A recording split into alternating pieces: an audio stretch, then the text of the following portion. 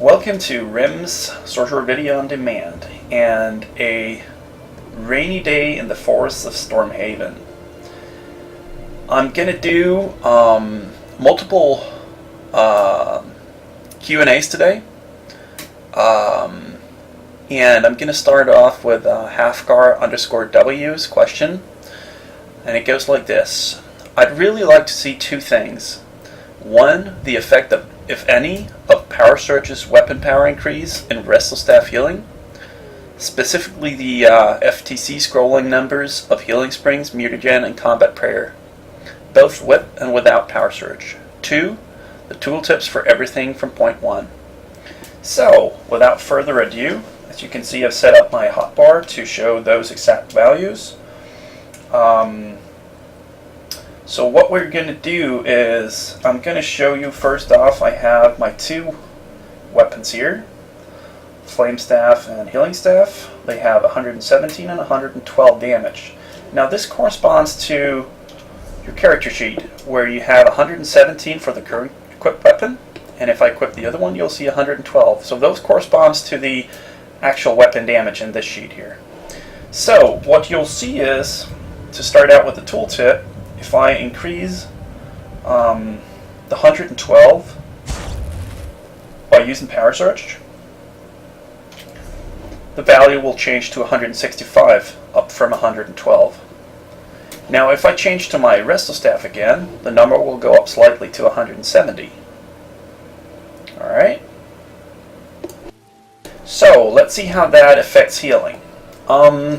As you can see, I had Power Surge on both bars, and that's just to show a point that you can actually buff in one bar and change, and it still applies. So, let's see the numbers of these heals here with the effect. 85 per tick, 285, and 116 per tick. Alright, so now that the effect wore off, let's do it again and see what we come up with. We will see only 73, 241, and 97 per tick. Alright, so let's see how that actually translates into tooltips. If we have them unaffected, we have 852, 234, and 95. Alright?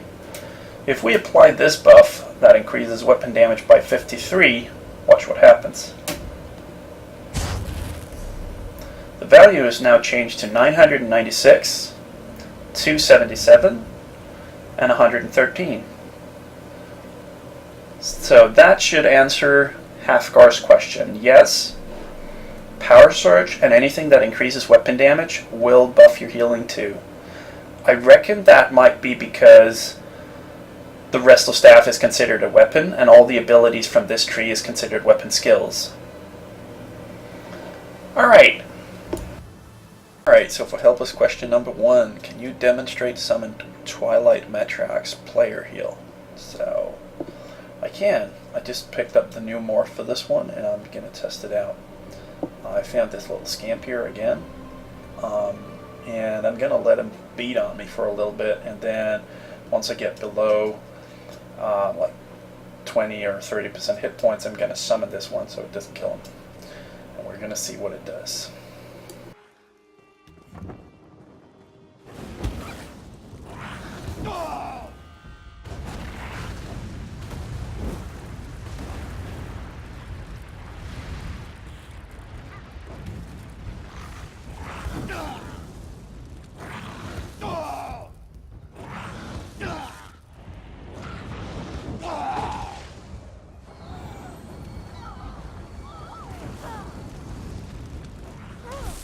Alright, that was a pretty powerful heal, actually.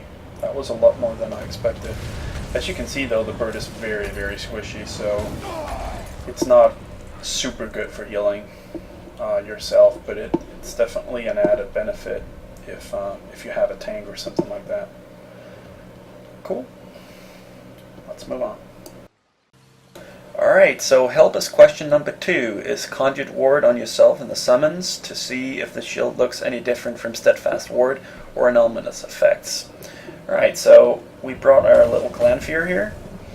And first off, I'm going to show you the effective Ward Ally or Steadfast Ward from the Restoration Tree, which is this glowy red-orangey bubble here. Very easy to see the effect of, and very short duration. Next up is the Conjured Ward, which shields yourself and all your pets, and it looks like this. It's a much more subtle blue purple-ish light, but the light on yourself is pretty clear. And just for style points, let me show you how it looks if you got both active at the same time. So as you can see, it's easy to differentiate between the two. It's easy to see if or if not you have both of them active. So I hope that answers the question. Alright, so for this test, I have gone to the shores of Malleable Tor, which is a VR9 area. What I'm going to show for this test is the Daedric Mines.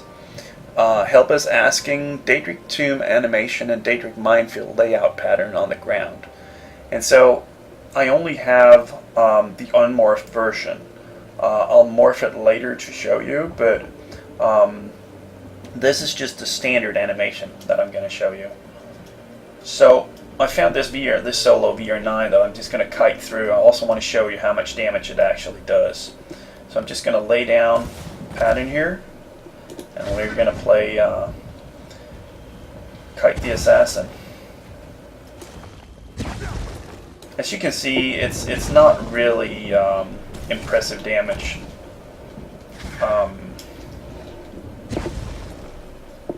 It takes quite a few of these to actually make an impact.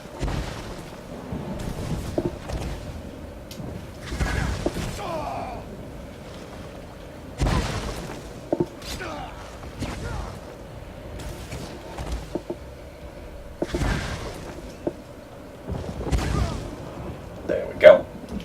Now that the weather has changed, let's go into help us question number 4. How much more health Greater Storm Atronach has compared to Charged Storm Atronach?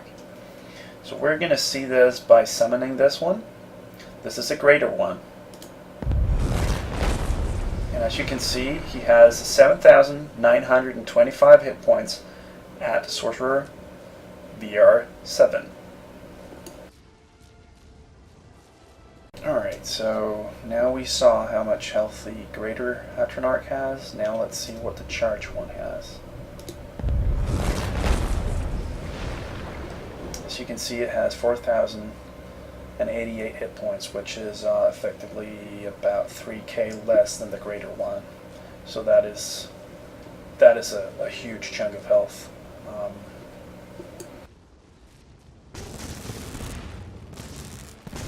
Hope that answers that question.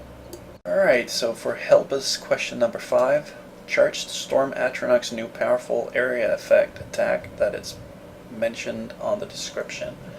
So let's see how that goes. I have it right here, and what I'm going to do is I'm going to let this guy tank these 3 people, and I'm just going to bolt escape away.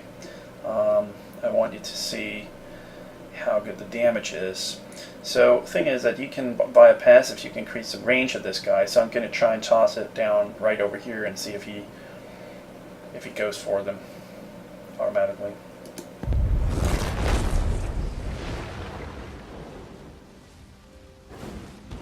Apparently he doesn't. But let's just see what happens here.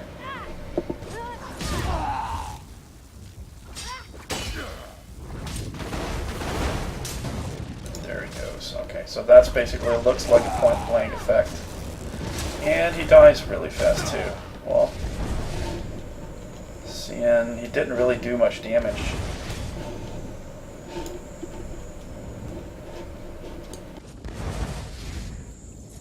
Alright, but yeah, so not really impressive in any way. It looked like it was a fairly close range point-blank effect, so even with the increased range, it's not something that I consider that good. Not if he dies so fast anyways. Alright, but I hope that gave you an example. Alright, so let's give this one a second try, just to give you a realistic idea. What I'm going to do is I'm going to encase these three guys, and I'm going to drop the Atronach on their head, and we're going to see how it does.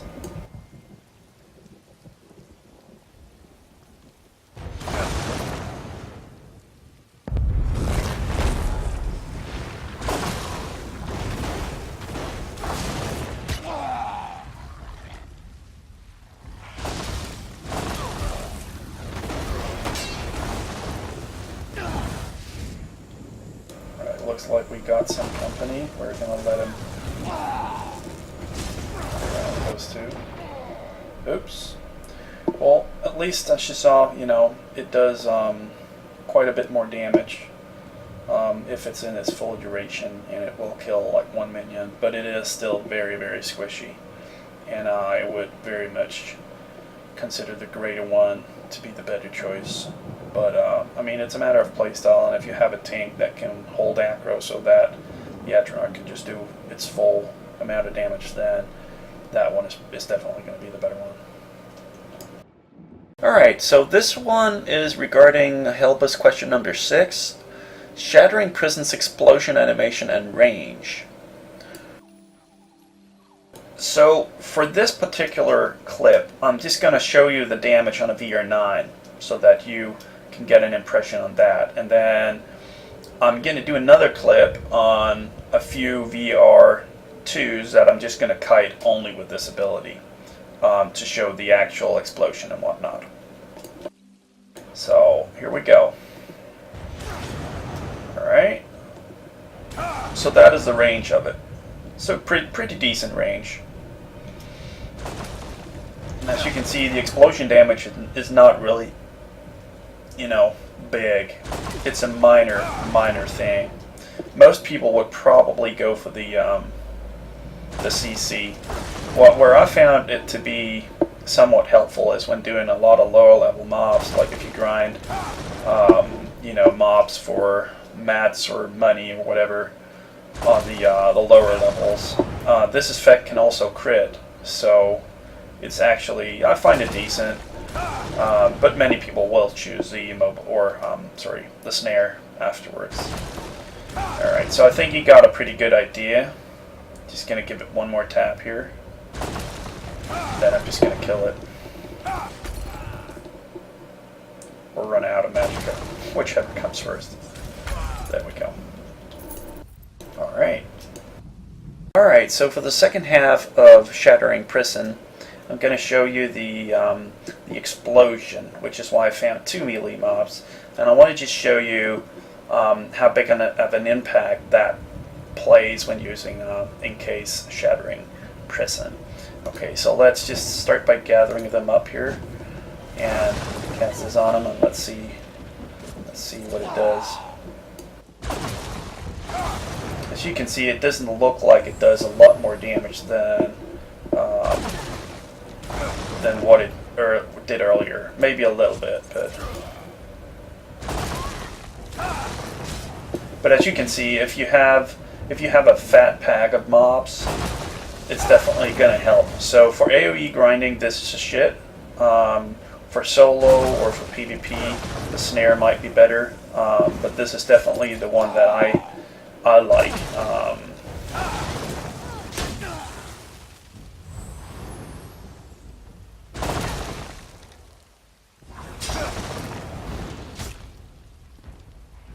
Okay, so let's just finish them up here.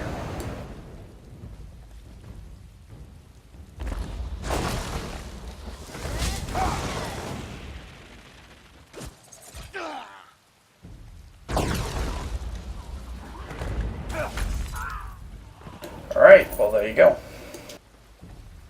Alright, so just a quick note on Shattering Prison. The range is a bit hard. It's a bit hard to set up a scenario where I can show you the actual range, but the range is about 6 meters. This makes it very good for when you AoE mobs and you want, like when they're tightly packed together, like in public group dungeons and group dungeons in general. Where you can control and ensure that the mobs are tightly packed, then they get the multiple explosion effect. And at that point, it actually becomes fairly significant. The other morph is a snare, so I mean, depending on what you're doing and what your playstyle you have, you could go either way. But personally, I really like having this ability with the explosion for when I go down and grind lower level group public dungeons for golden materials. Alright, so I set up on a little rock formation here for Helba's question number 7. Even though I answered this in a different video, or at least showed it, I'm going to just mention it here. So the question goes, do you go forward 15 meters horizontally when you bolt escape while in the air, like after a jump, or off the side of a tall object like a rock before you start to drop? Can you show me both examples in game? Alright, so first off, I'm just going to show you what happens if you bolt escape off of a rock that is like raised from the ground. As you can see, I just fall straight to the ground. I go straight forward and then fall to the ground. And so you have to be a little bit cautious when using this because you do lose health. Now the other thing I'm going to show you is what happens when you jump and bolt escape. Absolutely nothing. You can only bolt escape when you're on the ground, when your feet actually touches the ground. So that is another thing to be cautious about. If you jump a lot during PvP, this skill is going to have a little bit of cooldown on it, or at least a little bit of delay. So make sure that once you do want to use it, you stay with your feet on the ground. Okay, for Helba's question number 8. How big is Crystal Blast's explosion radius when it says nearby enemies in the description? Okay, so this is one of the things that I would never choose this morph, and so I wasn't able to test it. But I've asked around, and people who has tested it said that it's not actually an AoE, so to speak. It's not a it's not an explosion. It's more like a cone attack off of the original attack. So what happens is Crystal Fragment's projectile will hit the first mob, and it will go into a small cone attack off of that one. People say that it only hits 2 mobs other than the first one. So basically, you hit the first target and it splits off into 2 projectiles in sort of like a cone fashion. So, I mean, personally, I would never choose that, but and that's saying a lot because I love anything AoE. But for this particular one, it didn't feel. It felt like there had to be. You had to position yourself in a specific way to hit multiple targets, and anything that slows you down in such a way, I'm not a huge fan of. But that is basically the way that it's supposed to work. I'm sorry I couldn't test this out myself, but the other morph is an integral part of all the builds that I do. So that's the best I could do. Alright, so up next we have Helba's question number 9. Does weakness to elements have a visual debuff animation while on target when they are affected? And what does its cast animation look like? Like a pink fireball out of the staff or something? I'm wondering if it's projectile, then it can be blocked right. So I've set up this little scamp here as a test subject, and let's see what happens when we cast this debuff. As you can see, it's an instant cast, instant animation. So it doesn't actually have a projectile. It also doesn't get you into combat. It cannot be cast from stealth without breaking stealth, though. I thought I might just mention that. But it is good for quite a few things, like setting up a big out-of-stealth attack, or just a big opener, or marking targets.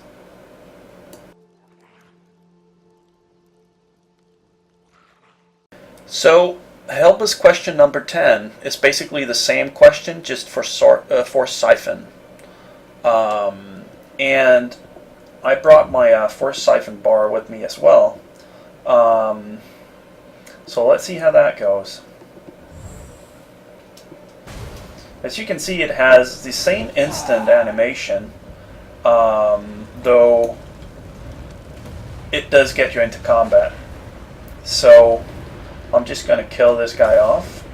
I'm going to let you see the healing numbers here too. So basically you get 56 or 105 for crits.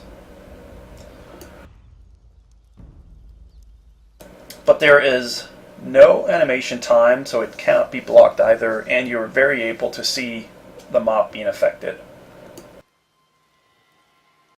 Okay, so for Helba's question number 11, how big is the radius for a volatile familiar's explosion on death? Nearly every morph seems to leave this vital info. I'm not willing to give up my clan fear's increased health to test it out, but I will give you a little bit of insight into how it works. Most of the explosion effects that you see in game has a 6-meter radius, and this goes for just about all of the ones I can think of off of the top of my head. That is including stuff like the explosion from Shattering Prison, the explosion from the Soul Tree, the Soul Shatter, stuff like that. Usually it starts out as a 6-meter radius, and you can increase upon it with passives and whatnot, depending on which kind of skill it is. Usually the increased range on those kind of abilities take it to about 12 meters. Those are the standard numbers that I keep seeing. The reason I'm not willing to swap to the volatile familiar, and you'll see this later when I do some sorcery or do the sorcery archery build, is that the clan fear on equal level content like VR7 and the VR9 I'm going to do, is that even the clan fear with the increased health dies very, very fast. And because it has such a high cost when casting it, even if I have magic and return passives when it dies, it becomes a lot of management. And what you really use the pet for is to off-tank. So if it dies all the time, it's not worth having on your bar, to be honest. That's kind of how I look at it. But for the purpose of answering the questions, the numbers that I keep seeing are 6 and 12 meter radiuses. And for this particular one, it's 6 meters. Hopes that helps. Alright, so here's Helba's question number 12 about the radius and animation of Daedric Curse and its Morph Explosive Curse. So let's see if we can show how big the range is. What I'm going to do is I am going to put it on the healer, and meanwhile I'm going to tank the melee, and I'm going to try and put him just about this far from each other and see if it still affects them. Alright, so here it is.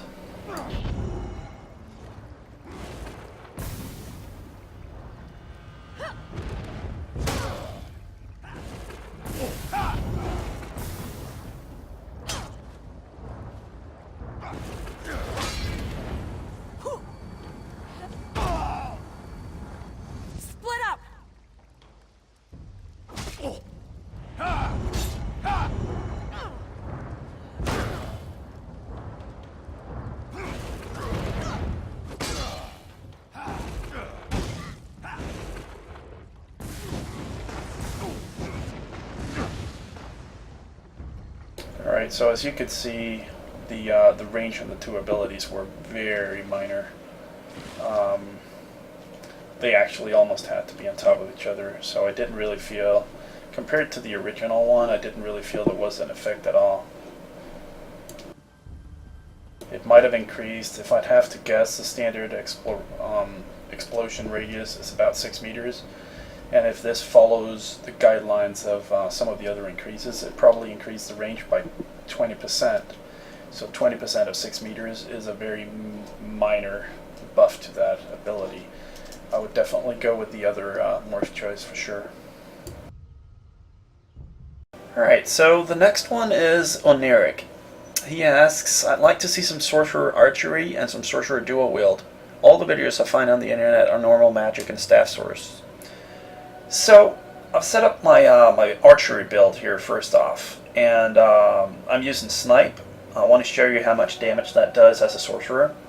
I have Poison Arrow, which is the dot, and also has a morph for an interrupt. And finally you have Magnum Shot, which is a knockback and a self pushback too. Then I have Mage's Fury for execute, and I have the pet out for when I am going to do larger groups. For now, I'm just going to show you Snipe's damage, and I'm just going to buff it in the other bar here. So let's see. Here we go.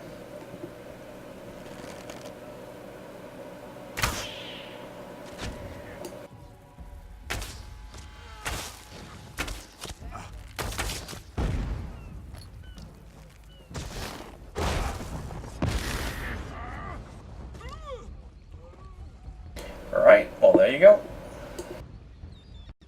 Alright, so for the next one I'm going to do a dual pull. Let's get the pet out here for a little out of control. Let's go back and buff our weapon damage. As you can see, I have my toggle, my pet toggle in both bars so it doesn't drop. We're going to start out with this little squishy caster here.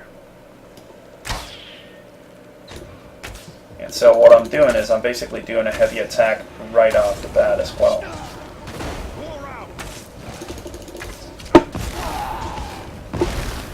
Alright, so that was the first one.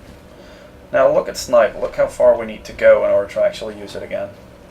I want to show you how good it is if I just do a behind the back regular attack, which is not huge. Alright, there we go. So basically,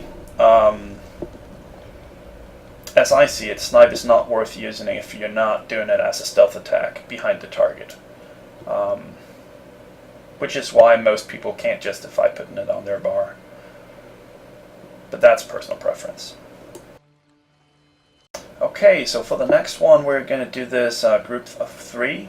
And I'm definitely going to do the archer first because they hurt like a bitch on VR9. So we're going to do the same thing. We're going to open up with Snipe. And we're going to do a heavy attack right after to try and get as much damage off as possible. I'm going to try and CC those.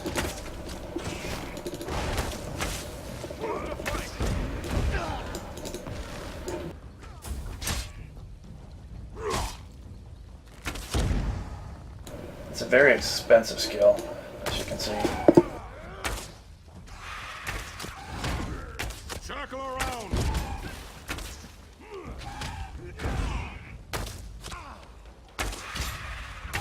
From the sides. Be wary about casting the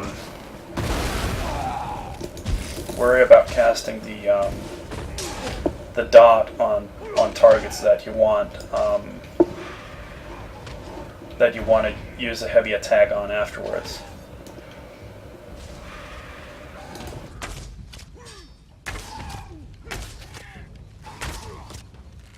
Because it does break the effect.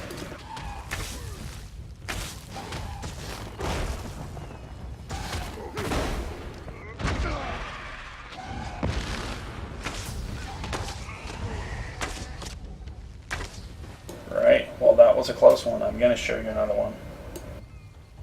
Alright, so here is another group that we're going to attempt to kill.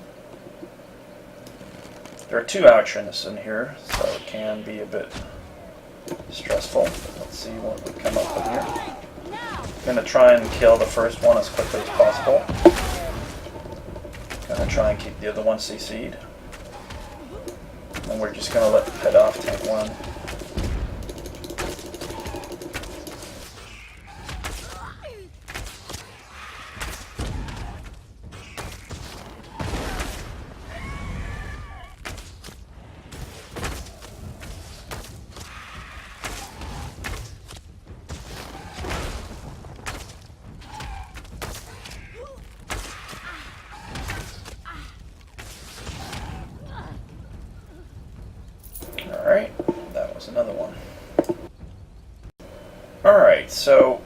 as you can see, my primary problem comes from doing multiple melee targets at a time, because Magnum Shot is my only real option for crowd control, and it is very expensive. To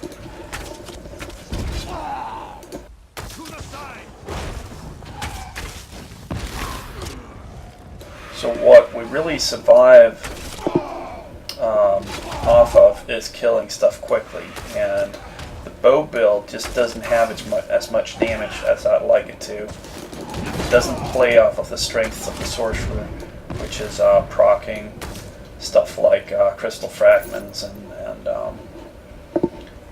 using, you know, more consistent crowd control. But this is basically how archery is as a Sorcerer. Potentially, you could use other stuff in the Magnum Shot. You could do a split magicka and a split stamina build, and incorporate stuff like maybe Encase or, you know, other CC. But yeah, this gave you a little bit of the idea of the damage and the control that the archer line has. All right, so this clip is for Rolo JT. He asks, I'd like to see some videos of Atropos Reaver build against some high VR content. And this also ties into Oniric asking for some Source dual wield. So I've copied Atropos build here. I haven't done too much for the secondary build, but I do have my critical search, which is an integral part of the build. And I'm basically just going to show you the damage output possible, and then I'm going to try and pull a 2- and 3-man group as well, just to give you an idea of what this is capable of. So this is again VR9 content, so let's give it a shot and see how it works out. Okay, so let's buff up. There we go.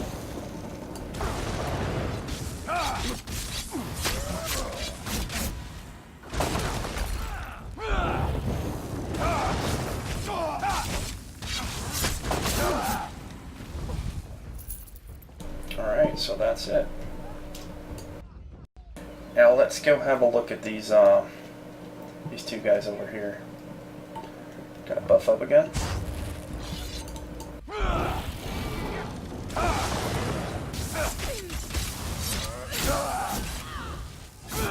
Move to flank.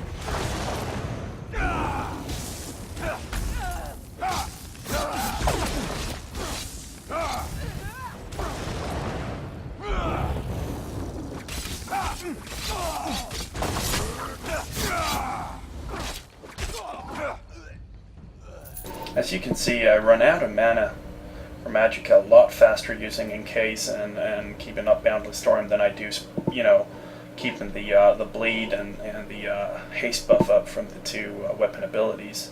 So I would really suggest that you do a full Magicka build on a medium armor set, so that you know, you have enough Magicka to keep up those buffs for survivability.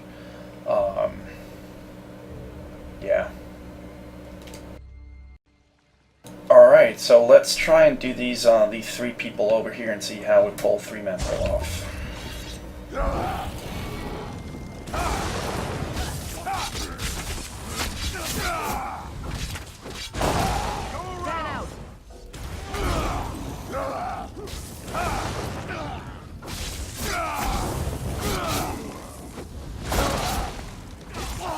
Dagger, circle around.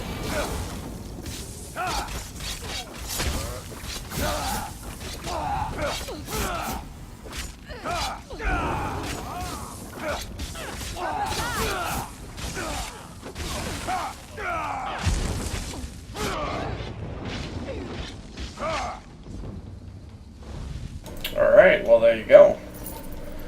So that was a pretty close one. As you can see, if I had enough Magicka to keep Encase up all the time and separate them, I would not have been taking a lot of damage.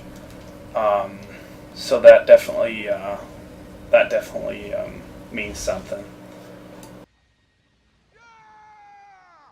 Alright, so for the final pull, I'm going to do the 3-man group over here. We're going to see how that works out.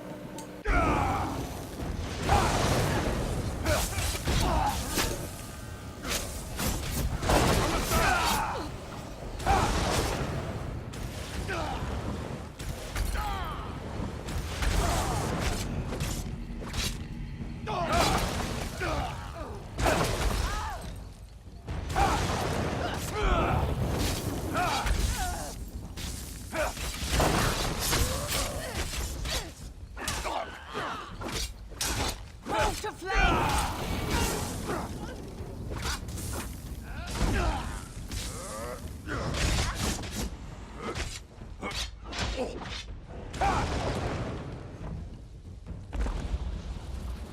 Alright, so that was cheating a little bit, but...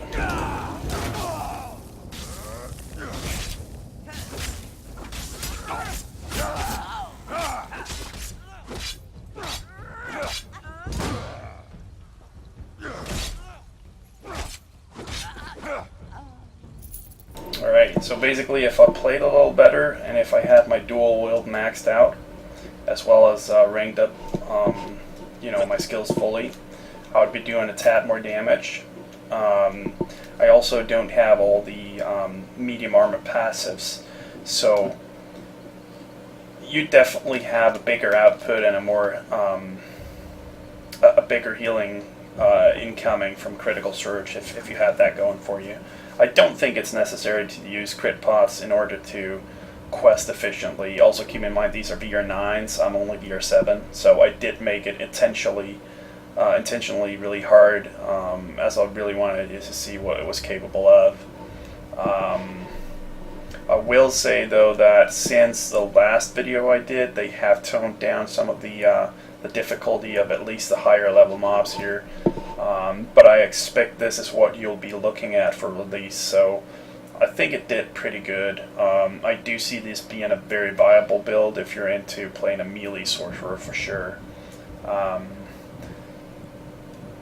But I would say that keeping up critical surge is really important. How you're going to do that is still not known because, as I said, you know, we don't have any viable way of keeping track of it, especially when we're doing Boundless Storm all the time. As you can see, the slightly glowing hands is very, very subtle in this, and when everything is going on and you know, you're looking at what to block and what to, you know, interrupt, then this is a minor thing to look out for, but very important for the actual build. So let's hope they add in some buffs later on so it becomes less tolling on the gameplay. But yeah, that was a little bit of a dual wield play for the Sorcerer. Hope you enjoyed that part too. Alright, so we're back on the rainy shores of Malleable Tor, and I am going to talk a little bit about an all-around PvP source build. And basically, Kenny asks, hey Rem, do you have any all-around PvP source build that you think would work well for most PvP situations? I realize that the sword can fulfill many different roles in PvP, but what would be your idea well-rounded PvP sword build that could help as a part of the main group, also branch off and help out with the scout group, and just be an all-around fun to play and badass in many PvP situations type source? Alright, well, so I'll show you a few combos that I really enjoy. One of them is within the destruction staff tree. So basically this is a combo that you have crushing shock for doing 3 different types of damage and having a 40% chance of applying 3 different debuffs. It's a solid ability, but what you really use it for is for proccing crystal fragments. So you have crushing shock, and you basically use that, and you alternate between that and a light attack to not go too heavy on your magicka pool. And then whenever you proc crystal fragments, you use that, and for whenever someone comes into melee range that you don't want to be tanking, Destructive Cleanse is really, really solid, especially if you have a Fire Staff on. If you have a Fire Staff, it knocks back 8 meters and stuns for 4 seconds. So it's a solid PvP crowd control spell.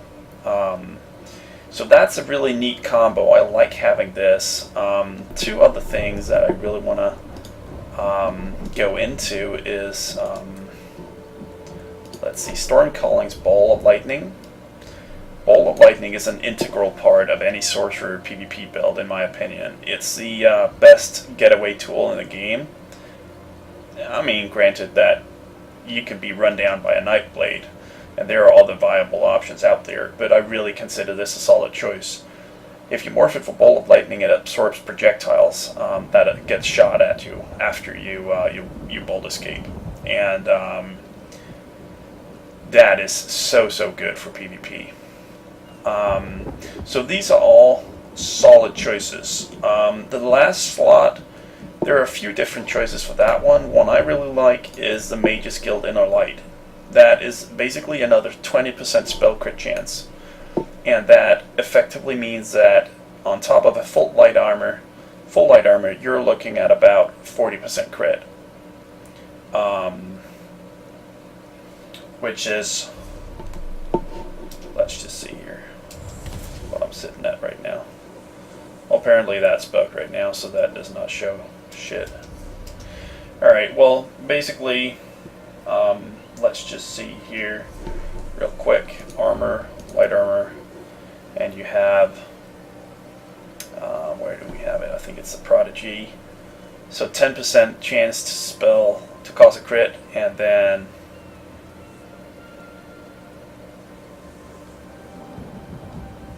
okay, so you're basically looking at 30% crit, which is still decent.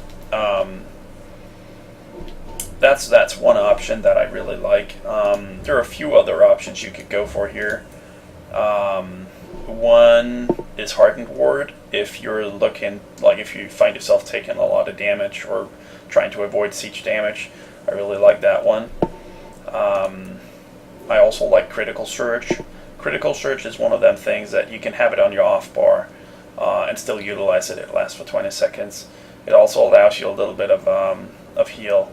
Optimally, you could have this on the secondary bar and you could swap to this one and take advantage of the 30% crit and get a little bit of health return. And actually, the Hardened Ward will also be, you can also have that on the secondary bar, but it disappears a lot faster. It only lasts 20 seconds if you don't take damage, so this is a really good thing to have on your main bar. Another one that is very good and you should have is Dark Conversion. A lot of people are afraid to have any sort of channel or cast time spell on their bar. If you use it smart, you can definitely find a spot for this. Like try to use the environment and out of line of sight options when you do these kind of things. Though if you do it out in the open, you are prone to get hit with an interrupt. But I've pulled it off multiple times, and I really do like it. It's also the only real way for us to regen health effectively if we don't have a resto staff. So that is definitely another choice that I want on your bar. Alright, so the reason I went with the Destruction Staff is because it synergizes very well with the Sorcerer. It's also effectively one of the only ones that can proc Crystal Fragments. You don't really have a lot of magical options here. I mean, Destruction Staff and Resto Staff are the only two things that can proc it, and Restoration Staff only procs it off of heals. So, yeah, Destruction Staff is the way to go, for me personally at least. Yeah, so I think that's basically it. This is my primary rotation. If you're looking to AoE a lot, there are a few other choices you could go for. Bolt Escape is still, or Bolt of Lightning is still a given, and Inner Light is also still somewhat a solid spell. You definitely want Pulsar. If you choose a Pulsar Morph, you can reduce maximum health of the target by 12% because it's not fully buffed up. They have nerfed it a little bit. I imagine that it maxes out at about 14 or 15%. It used to be 30%, which is huge. Still a solid ability. Let's see. So this one paired up with Shattering Prison is also very good. Shattering Prison is very good for control, but is also very expensive. As you can see, it almost costs double what one pulsar does. I really like the Shattering Prison. Some people like the other one. It's really good for applying the 15% crit from the passive, and if you're doing a lot of PvP and you don't want to spend a lot of mana on using it multiple times, it's good for just applying that and the snare, and by doing that, you know, getting that extra amount of crit and whatnot. So you might want to go with the other morph. Also, another ability you might want is Lightning Flood, which is solid for PvP. Lightning Flood is the best one because it's not good because of the damage it does, but it's good for the synergy effect that it opens up, which is very powerful, and it is very cool for PvP. So those are the three really good PvP choices for AoE. You can go with Inner Light, but you really want to make sure that at least on the first or the second bar that you have Dark Conversion 2 and Critical Surge. You want to maximize the weapon damage so you do as much damage as possible. If you can fit in Endless Fury, that's also a solid PvP ability. Some people are doing both Boundless Storm and Bold Escape because Boundless Storm has a really good movement speed increase. Personally, I found it to be a little bit of an overkill. I didn't find that in PvP the armor and spell resistance buff made a huge difference. I don't like the upkeep of having to cast it every 6 seconds, and I do feel that Bold Escape will give me, you know, more bang for the buck. It actually costs a little less magicka too, so it's a preference thing, but I would always choose Bolt of Lightning. Last thing, Negate Magic. I haven't morphed it yet because I'm not really sure which one I'd like more. One gains 1600 spell resistance, which is really cool if you're in the bubble. The other one restores health and magicka on the spell. So, I mean, they're both really good. I'd probably end up doing this one, restores health and magicka on the spell, because it's one way for me to get back some health and magicka on demand too. So that's a nice little bonus. That's pretty much it, man. I mean, for the only thing you want to avoid, like the plague, is getting pets out for PvP. They're not really, you know, they're fucking up stealth for, you know, in the group if you group stealth and whatnot. So I mean, and outside of that, you can't really control what they attack. So yeah, we try to stay away from that shit. That's pretty much it. I mean, covered all the good abilities. I mean, you can pair it up with whatever you want, but those are solid choices for sure. Hope that answered at least some of your questions. If you need more advice, you know, catch me on TeamSpeak and I'll give you some build advice. All right. Okay, so next thing up is Luciferius asks, "Hey Rem, thanks for doing this. I would personally love to see some recommended skills for the early leveling process. Having decided to play Sorcerer late, I haven't had much time to test and experiment with what works for me personally. We'll be using Destruction Healing Staff, and we'll take your advice of 5 light, 1 medium, 1 heavy to 50. What will you be running from 1 to 15, 16 to 30, 31 to 50? That would be extremely helpful for the few of us that haven't had time to game in-game yet." So what I'm going to do is I'm going to do a short rundown of each skill and how I like that ability. So first off, Negate Magic. That is an ultimate I would never use outside of PvP. I definitely, if you plan to PvP, I would definitely pick it up at some time. And make sure to have it on your bar and rank it up. It's very, very, very good for PvP. Basically because it removes all enemy effects, ground effects, like Dragonite Standard and stuff like that. Or healing location, or ground healing, whatever. Crystal Fragment is definitely a solid ability. Probably personally don't see myself ever making a sorcerer build without it. You know, maybe aside from doing a tanking or a melee build. It only I'll always choose this morph too because you can basically prog it for free at a lesser cost. So it's a very, very solid ability. Shattering Prison is very, very expensive. So you don't actually start using this until you're like between 30 and 40. Not efficiently anyways. So yeah, I'll probably wait with that ability. So for the summoning tree, the Atronarch is a solid ability. I personally like the Grand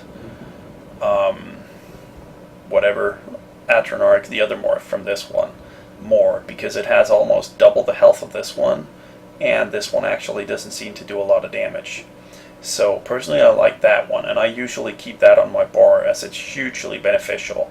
It's a very good tank when you have it out, so for stuff that is hard to deal with, it's a solid ability, and also my favorite one. The Clan Fear is almost a must-have for most sorcerer builds. Early on you can get by just bursting down your targets, but whenever you come to content past Stonefalls, or the first area in any faction, you're going to see that the group goes up by one mob, and having 3 mobs in a group is what's really challenging for the sorcerer. You can burst down one, and you can control one, but if you tank 2 mobs at the same time, you're going to take massive damage. So I really like this. Some people will tell you that you can't control it. It's not completely true, but it is true. What you can do is, it will usually chase down the first mob that you do damage to.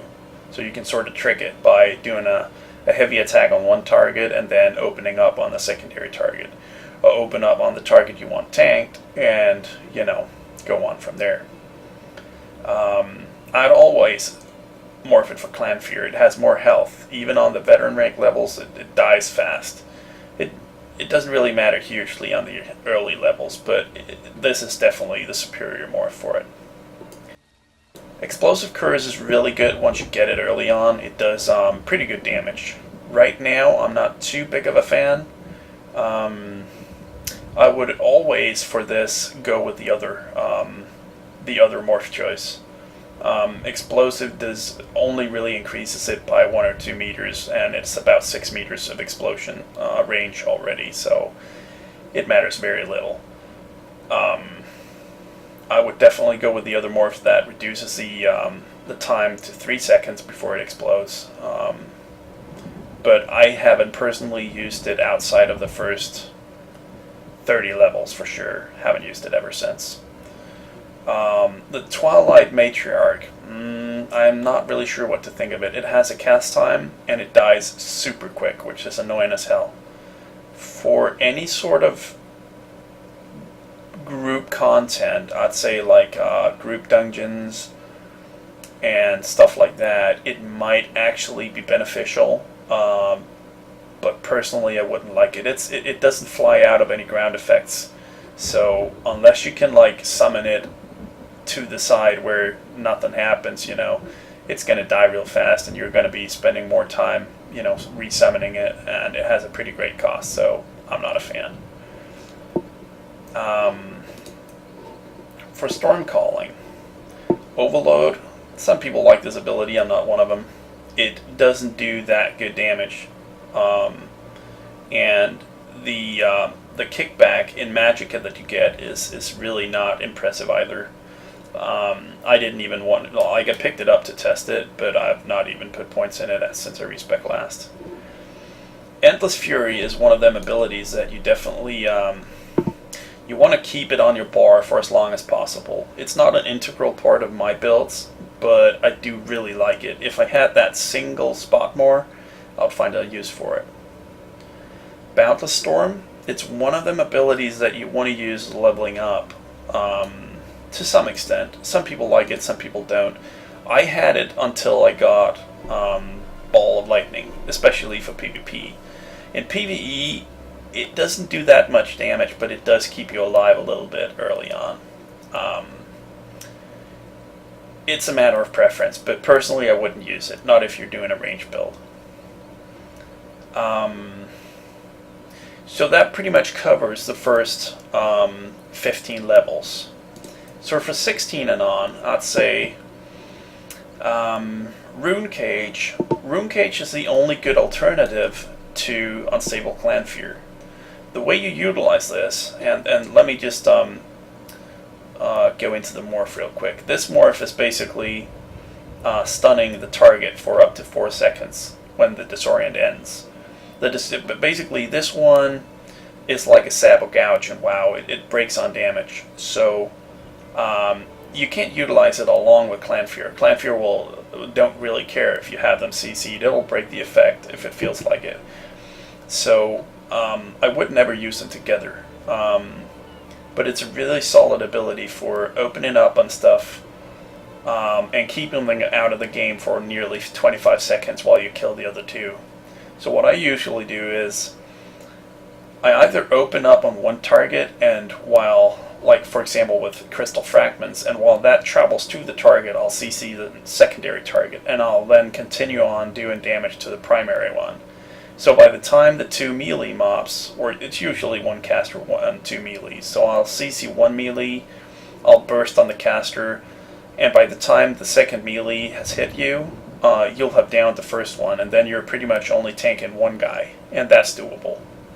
So that's one way of going about it too. I found that to be it's a little more risky than having the pet up, but if you absolutely despise the pet, it's a really good alternative. The stun also allows you to re-CC, so that's another good thing about it.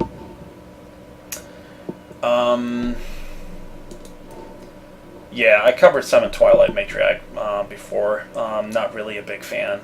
You can do a multiple pet build, but it takes away almost 20% of your or it does take away 20% of your maximum magic, and that feels like a lot because the sorcerer spells are fairly expensive. I personally wouldn't do it. And if I hadn't had to test it, I wouldn't even have put points into it. Lightning Flood. That is a really neat ability. I used it early on for solo play, just to morph it. If I would, if I'm not in a group, I wouldn't use it. If I am in a group, I would. It has a very, very strong synergy, but it's a crappy spell outside of that. So, yeah. Alright, and so for the last few levels, from 31 to 50, let's see, we have Dark Conversion. As soon as you can pick up Dark Conversion, you should. It's the best ability, or it's one of the signature abilities of the Sorcerer.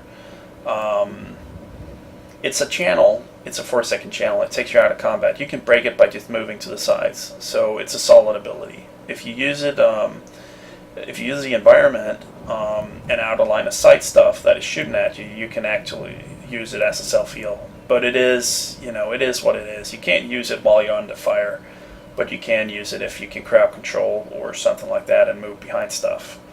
It's also very good for healing.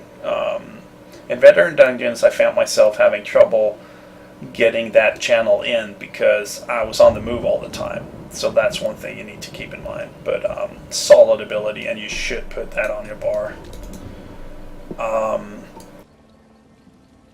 As for Daedric Mines, in theory it's a decent ability, but because it has such a high cost, a fairly low damage, and a fairly low duration of crowd control, I don't like it. It's a preemptive tool, and it does have its use, but personally I always would prefer an ability like Volcanic Rune. It costs only about half. It does more damage, and it has a longer crowd control to it. It's also a CC spell, it's also an AoE, so that it actually has a can help hit multiple mobs too. Yeah, so that I don't really have much else to say about it. I mean, you can choose to morph it for be an instant. This one actually has it needs to arm before you can use it. But just with the sheer cost of the magic, I would always go choose Shatter and Prison instead. It does the same thing actually. It just has, it's just more reliant. So yeah, I would never pick up Daedric Mines. Bound Armor. Bound Armor is interesting. It's basically it's a flat armor increase. It does nothing but that at the cost of 10% maximum magicka. You can morph it in either one of two ways, either so that it gives 150 extra armor, which doesn't seem like a major buff, or you can do so that it so that heavy attacks deals more damage. The way I see that being useful is that you have a Resto Staff talent. Let me show you. It's basically, let's see. There we go. So the final hit of a heavy attack heals a nearby ally for 30% of the damage done. And so basically what you're doing is you're taking 8% extra heavy attack, and 30% of that you're doing as extra healing. So it ties well into this ability. But as a healer, I probably wouldn't use that armor buff. So, and you rarely do heavy attacks at all. You only do heavy attacks when mobs are prone to take more damage. So yeah, I probably would just pick up the armor increase, even though it's fairly minor.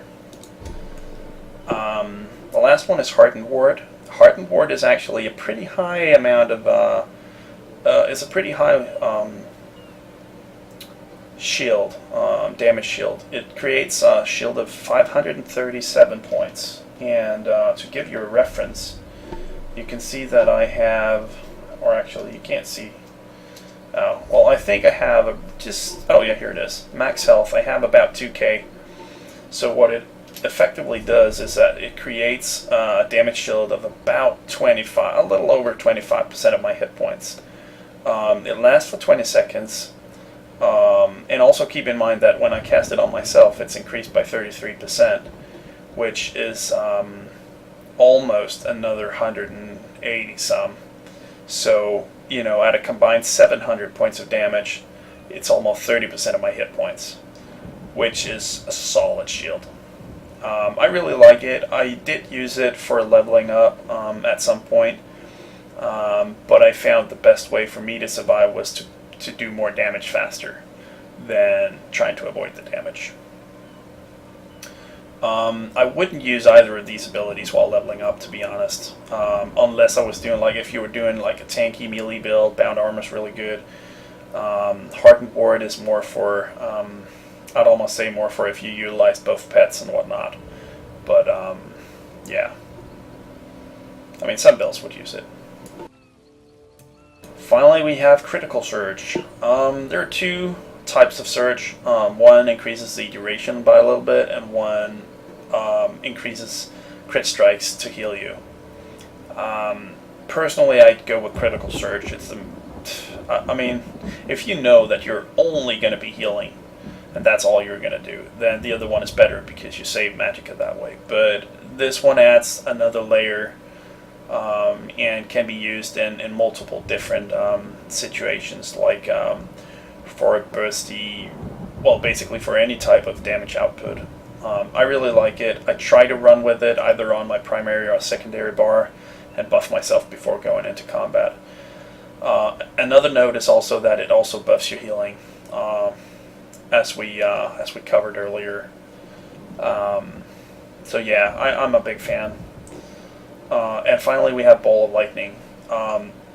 You should never morph this as Strife, in my opinion. This ability is the only, well, it's the best escape tool we have, and morphing it for Bolt of Lightning just ensures that we won't get hit by projectiles while trying to escape, which is the bread and butter of this ability. I would never use it for PvE. I just don't use it enough. I can't justify having it on my bar. But for PvP, it's a must-have, in my opinion. Yeah. So, maybe I should just go through the destruction staff too, just to as that is your secondary build. Destructive Clench is my favorite ability for crowd control. If I have a 5 staff, it has an 8 meters knockback and a 4-second stun, which is huge. It's also not too expensive, so I would keep that. I should probably just mention that Dark Conversion I usually have on my secondary bar past level 15, so I'm not going to show that here. And Crushing Shock is also another of my favorites. It's really good for proccing my my crystal fragments. Yeah, Weakness to Elements is another very neat ability, but you know, out of the choices that you have, I don't feel that it provides us with more than, for example, Endless Fury does. So this could be a setup that you could do, and all of these abilities are available fairly early on, meaning that this is a build that you could run with from pretty much level, I'd say 18 and all the way up to 50, and BR 10 basically. If you're playing in a group, I wouldn't use a Clan Fear. I would probably add in, I would add in like Lightning Flood for the group synergy. But outside of that, this is a solid build. And I've been using these 3 abilities as an integral part of my Sorcerer build for just about as long as I can remember. So that covers this part. I'll just quickly go over the restoration abilities, as you're also playing with the rest of staff. So let's see. Basically, healing springs. Granted, healing should always be morphed for this. It increases the, well, it gives you a magic kickback per ally affected, and as you'll see, a lot of times people will run out of the area and you'll waste some of the healing.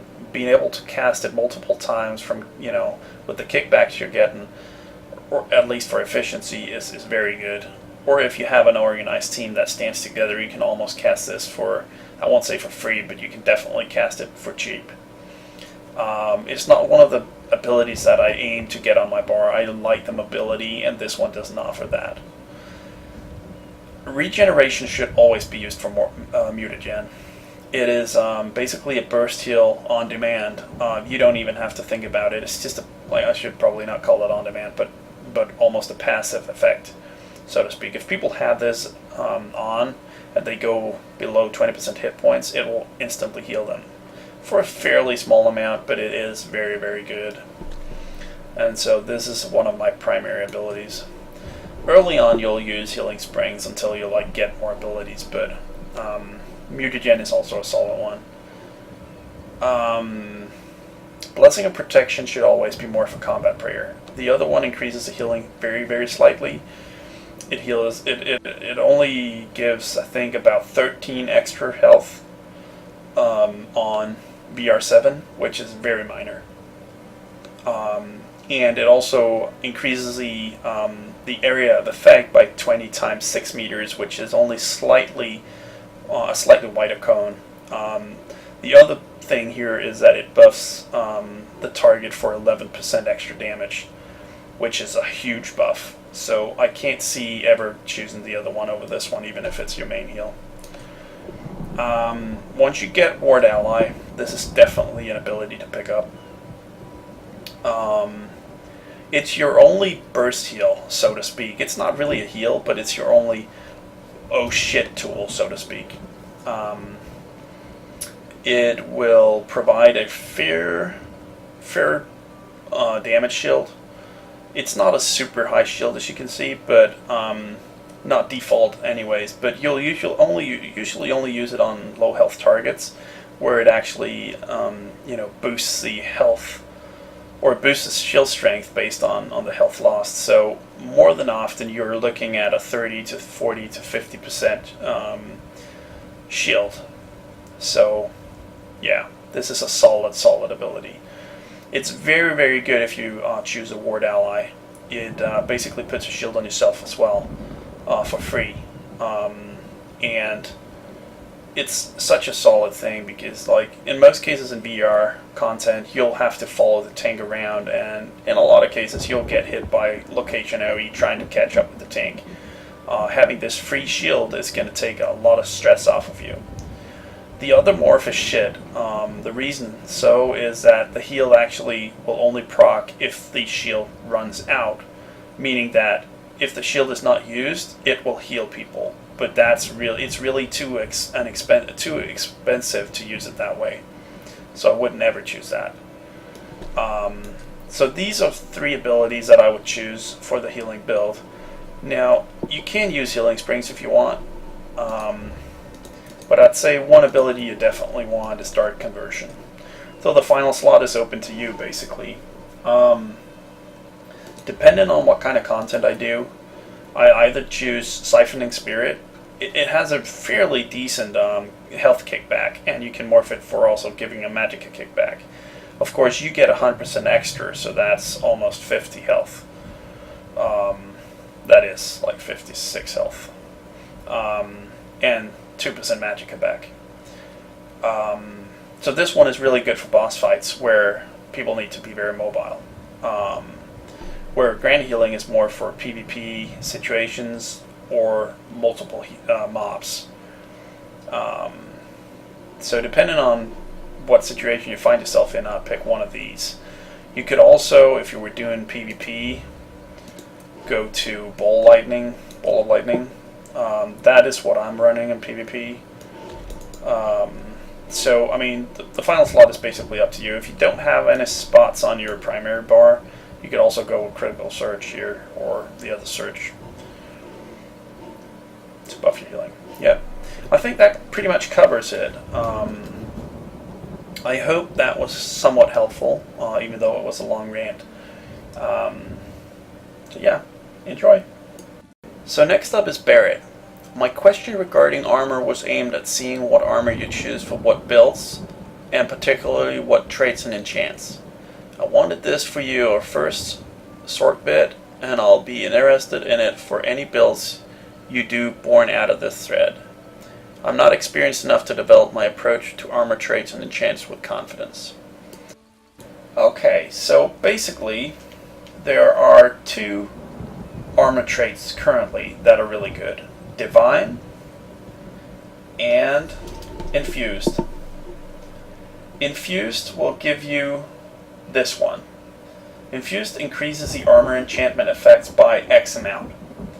And basically what that means is that the number you see right under the bar that says adds 32 max magicka, that is the enchant. That is the glyph that you used. Like, you can use glyphs like this on something, and you can increase, as you see, it says adds 70 max magicka. And so basically it should say adds up to 70 max magicka, because it depends on the quality of the item, as well as the level of the item, and so on and so forth. But basically, Infused increases that particular number. So if you're trying to cap maximum magicka, having a shit ton of infused enchantments will boost that effect. For anyone leveling up, that is what you should be aiming for.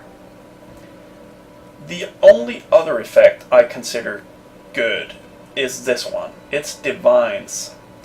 Divines basically increases the Mundus Stone effect by X amount. And the Mundus Stone is basically, I'll see if I can find these. These are the icons on the map, and once you click on the stone, the obelisk looking stone here, you get a buff. And the buff will say boon, and then it will basically say something, depending on what you've chosen. For me, it's critical strike damage increased. It can be a number of things, but what the Mundus Stone thing, stone effect basically does is that it increases that value by a small amount. If you have multiple of these and you have, a decent effect, you might be able to boost that Mundus Stone effect to a fairly good extent. So, this is mostly for min-maxing, and this is for raid gear and, you know, stuff like that, because all the way while you level, you're going to want to boost your enchantments as much as possible. And once you get gear that has, you know, high enough values to put you close to the overcharge by themselves, this is the one that you want to be looking at. So for leveling and for min-maxing and raiding later on, possibly PvP, you know, end game stuff. As for choosing between light, medium, and heavy armor, that all goes on in here. Basically, the way you choose is by looking at the passive abilities that you have available. They all give a specific set of abilities that ties into what build you might be choosing. Basically, light armor is for spellcasting, medium armor is for physical damage, and heavy armor is for mostly defense. You can either mix them, or you can go full. Going full for full 7 or 5 to 7 allows you to use this specific talent. Each of the 3 armors has one that only applies once you pass 5 or more pieces. But many of these applies per piece you have. So like you get, like this for example, you get magic cost by spells by 3% per piece of light armor. So by, you know, choosing maybe a 5-2 build, you're effectively losing 6% of this buff. And you're losing 8% per this buff. And so on and so forth. So, you know, it basically ties into your build and your preferences. Also keep in mind that even though you choose medium armor, you can still do a full magic build. You just put magic enchantments on them.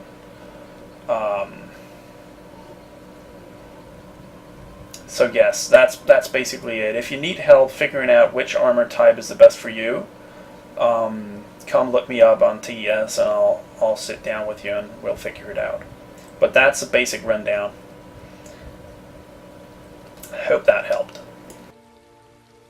Okay, so final question is from 7.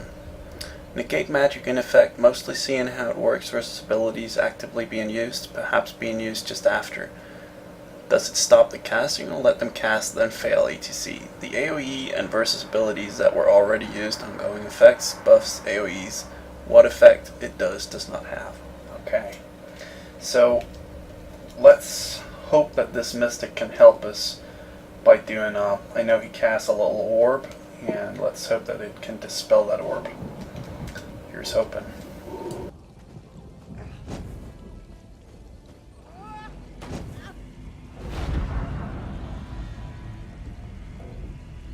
Well, the orb did not dispel, but he definitely got stunned. Let's see what happens when he gets back to life.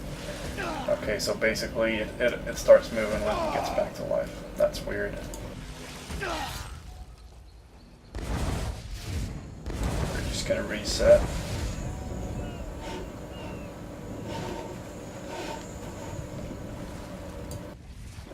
So you can't bolt escape into water either.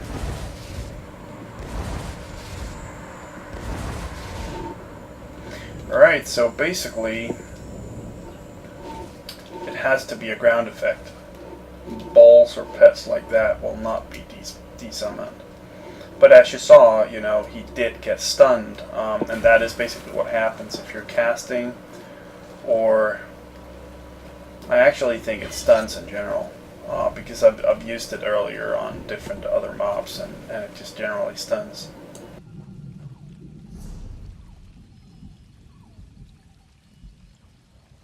Yeah.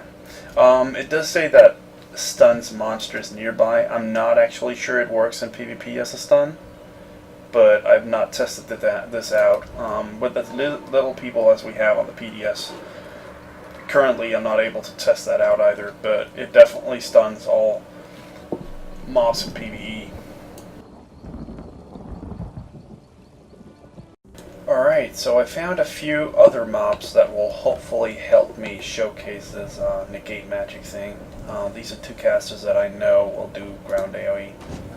So let's just see, here we come. And they're gone.